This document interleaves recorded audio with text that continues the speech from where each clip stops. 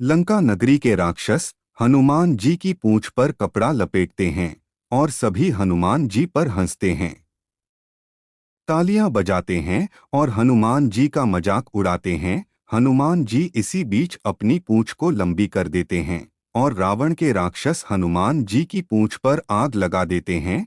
हनुमान जी की पूंछ को आग लगाने पर लंकावासी और लंका के राक्षस बहुत खुश होते हैं और हनुमान जी पर जोर जोर से हंसते हैं।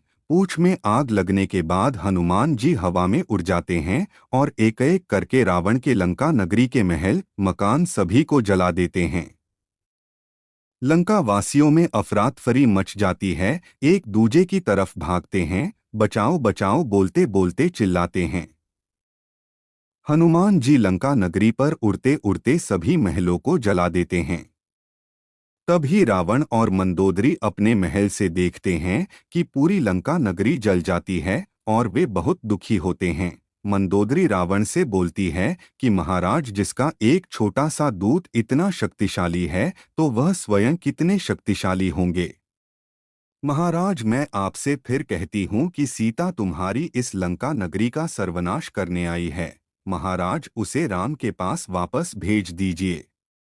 रावण मंदोदरी से बोलता है कि मंदोदरी वीर पुरुषों की रानियां कायरता की बात नहीं करती, और रावण बोलता है कि शेर एक बार शिकार कर लेता है तो उसे किसी के भी डर से वापस नहीं करता। हनुमान जी लंका नगरी को जलाने के बाद समुद्र में आकर अपनी पूंछ को बुझाते हैं और भुजाने के बाद जय श्री राम बोलते हुए वापस उड़ जाते हैं और लंका नगरी से वापस चले जाते हैं। महाराज अंगद और उनके साथी श्री राम के पास आते हैं और बोलते हैं, महाराज की जय हो। महाराज, हमने जिस वानर को दक्षिण दिशा में भेजा था उसने अपना कार्य सफलतापूर्वक कर दिया है। यह बात सुनकर श्री राम बहुत खुश होते हैं, बोलते हैं कि आपने हमारे लिए जो कार्य किया है वह बहुत ही सराहनीय है। हम आपको तहे दिल से धन्यवाद देते हैं। कुछ ही देर में हनुमान जी श्री राम के पास आते हैं और उनको झुककर प्रणाम करते हैं। श्री राम बहुत खुश होते हैं। सभी वानर राज हनुमान जी की प्रशंसा श्री राम से करते हैं कि हनुमान ने जो कार्य किया है उसका वर्णन हजारों मुख से भी नहीं किया जा सकता। हनुमान जी ने अकेले ही 100 योजन समुद्र पार करके माता सीता के दर्शन किए हैं। इस बात को सुनकर प्रभु श्री राम बहुत खुश होते हैं। श्री राम हनुमान जी से बोलते हैं कि क्या तुम सच में सीता के दर्शन कराएं? तो हनुमान जी बोलते हैं कि महाराज, इसमें मेरा कोई गौरव नहीं है, यह सब आपके आशीर्वाद का ही परिणाम है। प्रभु श्री राम हनुमान जी से बोलते हैं कि हनुमान, तुमने जिस आंखों से देवी सीता के दर्शन किए हैं, मेरा भी मन करता है कि मैं आपकी आंखों के बीच में बैठ जाऊं और उस छवि के दर्शन कर सकूं। यह बात सुनकर सभी वानरों की आंखों में भी आंसू आ जाते हैं। प्रभु श्री राम हनुमान जी से पूछते हैं कि हनुमान, सीता वहां पर सकुशल तो है ना, और सीता मुझे याद भी करती है या नहीं? तो हनुमान जी आंखों में आंसू लिए बोलते हैं कि महाराज, यह पूछो कि वह पल भी आता है जिसमें वह राम नाम का जप नहीं करती। उसके तो वायु श्वास सभी में राम नाम का ही जप है।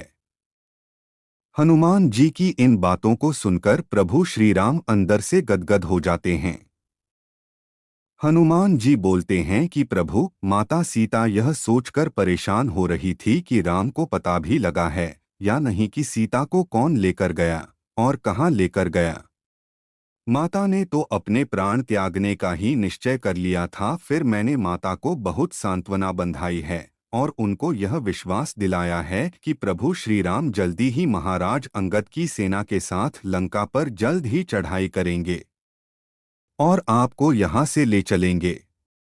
फिर हनुमान जी श्री राम को बोलते हैं कि महाराज, अगर सच में माता सीता को जिंदा देखना चाहते हैं तो अब विलंब ना कीजिए, वरना माता भूखी प्यासी अपने प्राण त्याग देगी। प्रभु श्री राम हनुमान से बोलते हैं कि हनुमान, क्या सीता ने हमारे लिए कोई संदेश भेजा है? तो हनुमान जी बोलते हैं कि महाराज, माता सीता ने संदेश भेजा है और हाथ जोड़कर बोला है कि मैंने लक्ष्मण को जो अपशब्द कहे हैं उनके लिए मुझे माफ कर दे, और महाराज आपके लिए भी संदेश भेजा है कि मेरी इतनी सी गलती के लिए मुझे इतनी बड़ी सजा ना दें। और प्रभु माता ने ये चूड़ामणि देकर भेजा है जो माता को विवाह के समय मिली थी। प्रभु श्री राम इस चूड़ामणि को देखकर भावुक हो जाते हैं और उनके आंखों में आंसू आ जाते हैं। प्रभु श्री राम रोते हुए विवाह के उस दृश्य को याद करते हैं और बिल्कुल भावुक हो जाते हैं। प्रभु श्री राम महाराज अंगद से बोलते हैं कि महाराज हमारे सभी मंत्रियों और सेनानायकों से बोल दो कि हम आज रात्रि को सभा का आयोजन करेंगे, जिसमें हम फैसला करेंगे कि लंका पर कब चढ़ाई करनी है।